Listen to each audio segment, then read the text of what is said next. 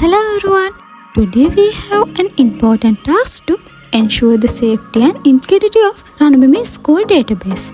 The principal of Randomly MySQL has informed us that due to a virus infection, the school had to reinstall and we need to create a backup of the database before any reinstallation. Let's walk through the steps to create this backup. Question number 1. Create a backup of the database.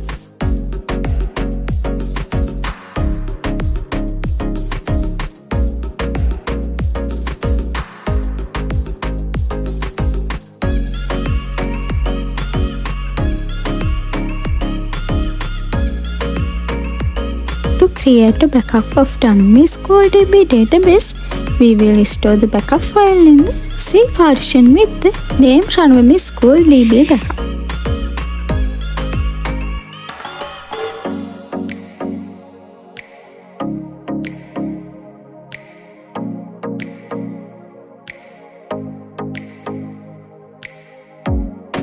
Here is the SCQF query to perform this backup.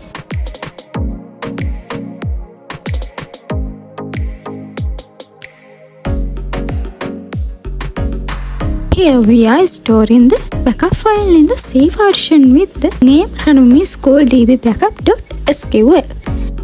This backup query ensures that all the data from our MySQL DB database is safely stored in a specified location.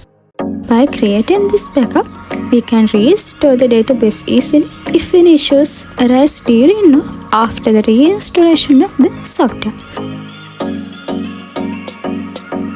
Thank you for watching, and I hope this explanation helps you understand how to backup a database effectively.